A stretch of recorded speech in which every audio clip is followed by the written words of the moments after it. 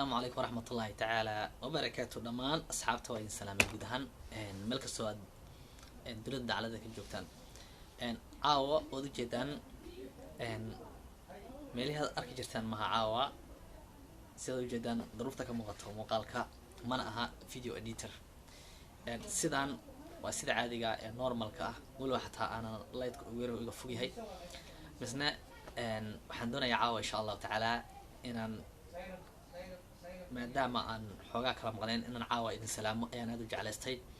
asxaabta igu soo biirtay oo caawa daawanayso fadlan subscribe and like saar insha Allah una share gareeya asxaabta kale insha Allah biidhnilaahi tacaala asxaabtii hore igu joogtani mudnaan gaar ayaad leedihiin shabshaab wad mahadsantihiin like insha Allah tacaala idinkana waan u share gareey kartiin asxaabtiin idinkana idinku cusub runtii caawa waxaan rabaa inaan ka hadla ayaa waxay tahay arrin nasiib darro ah oo ka jirtay gobolka Banaadir beriyaha ugu dambeeyay arrintaas waxay tahay beelo walaala ayaa waxay ku dagaalameen sida ogsoon tahay dhalinyaro ka tirsan gobolka Banaadir dagaalku dagaal beelad ma ahayn laakiin wuxuu ahay sidaan ogsoonaaba ilmo dhalinyaro oo bar control joogay oo asxaabo isla bariisistay bay ahaayeen sida aniga aan ku maqlay wararka xoogaa ay murasanaayeen ayaan dhexdaana way habeen bay ismurmeen way israsaasiyeen wiilbay iska dileen odayaasha deegaanka xaliyay haddana arrintii way dhowr jeer soo laalaabtay laakiin haddana marka ugu dambaysa hadda ay ahday oo dagaal qaraar subax oo dhex maray weliba la soo rogaal celshay 203 jeer ugu dambeyn waxaa nasiib darro in xilligan gabdho dhalinyaro iyo wiilal dhalinyaro la agoonteeyo ilma mulqshaana la agoonteeyo gabdho dhalinyarana asay loo saaro ayaa wallahi aad u xanuun badneed runtii arrinta sidaba ku saabsan amniga gobolka waxaa qaabilsan taliye boolis meesha haday ay magaalo madax tahay taliye boolis horta ammaankeeda qaabilsan iyo sidoo kale ay gudoomiyaha gobolka arrintan horta eedeeda iyadaan dusha uga saaraya caawa marka ugu horeyso gudoomiye Cumar Maxamuud Cumar Finish iyo taliyaha ciidanka xataa militariga xataa ugu dar taliyaha militariga xataa la tirigsa amniga dalka ayaa xil saaran xataa wasiirka amniga qodiisa uu ku jira arrimahan qabyaalada inay soo laabtaan xilligan oo adduunka oo hormaray oo loo dagaalamayo sida saldhigga cirka cid walba ay idoogan ku qaban lahayd inaan anagu Soomaali ahaan doqon walaalkeeda ka adag tahay aan isku mashquulno oon iska raaracno wax naga soo galaa malaha inaan hoos si aadna maahine oo cadawga dalalka diriska ay naga faa'iideysan oo kheyraadkeena soo saarweyna maahine wax laga faa'iiday malaha waxaan idinku baaqayaa marka hore intaanan faafaynta dheer sii gudagelin in aan wixii hadda dhacay oo khaladkii dhacay uu dhacay laakiin inaan dhig dambe ku daadan in laga shaqeeyo dhalinyarada Soomaaliyeed meel kastoo dunida ka joogaan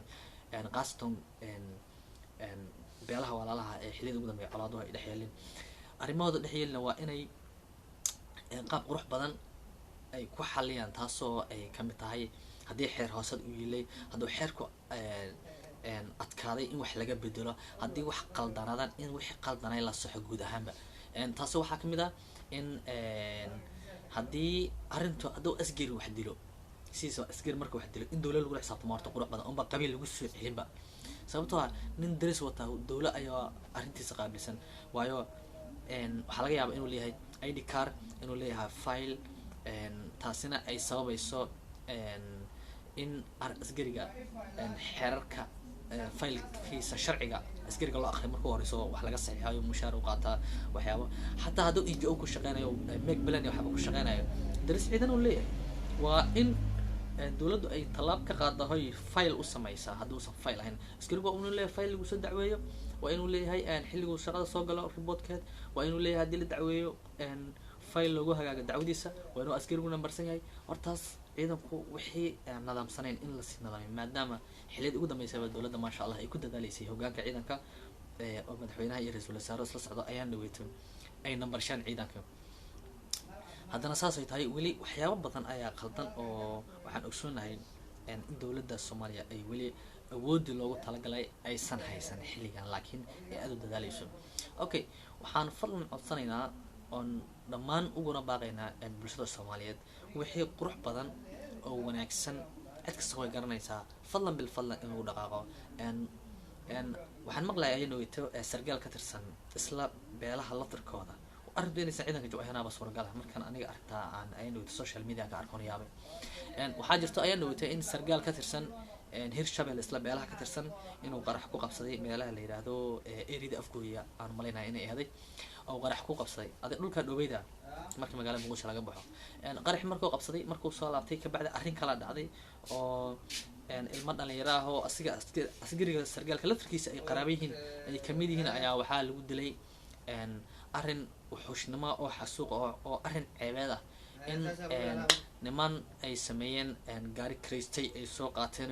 dharka ciidanka wateen laakiin astaanta qaranka aysan wadan sida la sheegay laakiin afka ku dubnaan laakiin dress ay wateen ciidan okay waxay sameeyeen arrinta way soo baxeen hadday la soo baxeen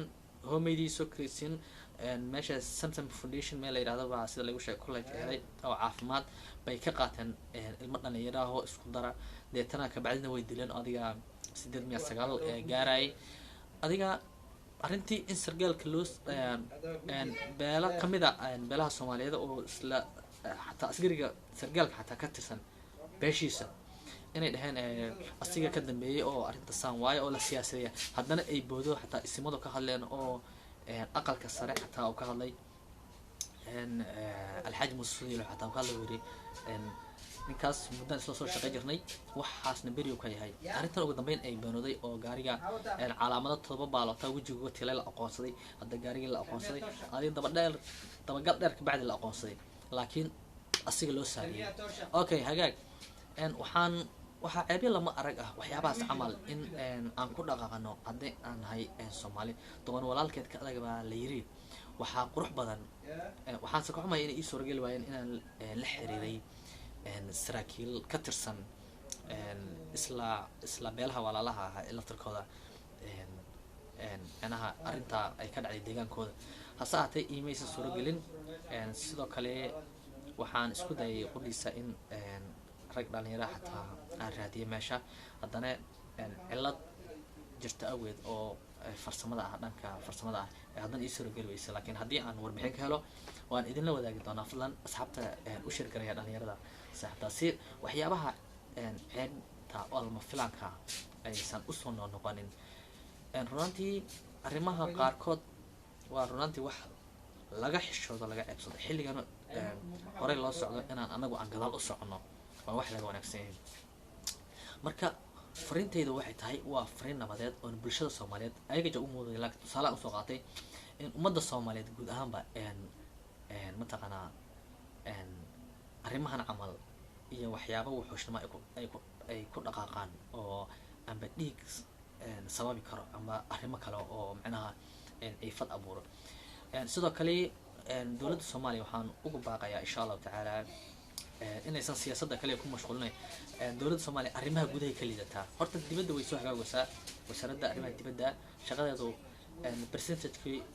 fiicnay bay maraysaa laakiin arrimaha gudaha aad baan u cambaraynayaa amniga ahaato siyaasadda xataa ahaato waa aad bay u liidataa